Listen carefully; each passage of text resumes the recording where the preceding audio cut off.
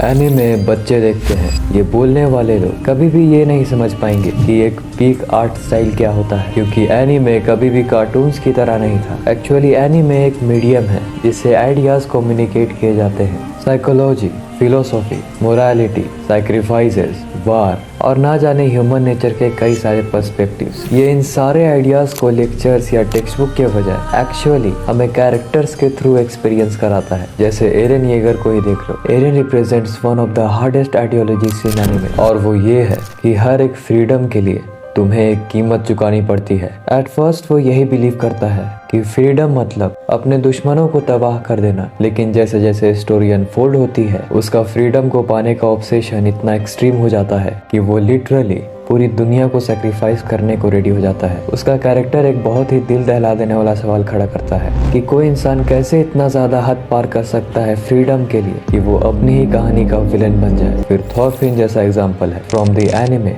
Vinland saga. उसकी पूरी story revenge और आइडेंटिटी पे बेस्ड है। बचपन से ही वो अपनी पूरी लाइफ डेडिकेट कर देता है उस इंसान को मारने के लिए जिसने उसके फादर का कत्ल किया होता है, लेकिन जब उसके आंखों के सामने उसके जीने का रीजन, उसका बदला उसे छीन लिया जाता है, तब उसकी लाइफ पूरी तरह पलट जाती है। उसे रियलाइज होता है कि उसकी पूरी आइडेंटिटी एक्चुअली सिर्फ नफरत पर बनी हुई थी, और उसकी जर्नी एक फिलोसॉफिकल ट्रांसफॉर्मेशन बन जाती है जो कि हमें ये सिखाती है कि वायलेंस को नकार करके कैसे हमारी लाइफ एक खूबसूरत मोड़ ले लेती है। और यही एनीमे है। ये कहानियाँ सिर्फ फाइट्स और सुपर पावर्स के बारे में नहीं होती। They are about ideas, freedom and sacrifices, revenge and identity, pain and the cycle of violence. तो नहीं, एनीमे बच्चों के लिए तो नहीं है। एनीमे सिर्फ और एक स्टोरी टेलिंग का एक जरिया है जो कभी कभी ऐसे डार्क और कॉम्प्लेक्स आइडियाज को एक्सप्लोर करता है जो हमें एक इंसान बनाती है।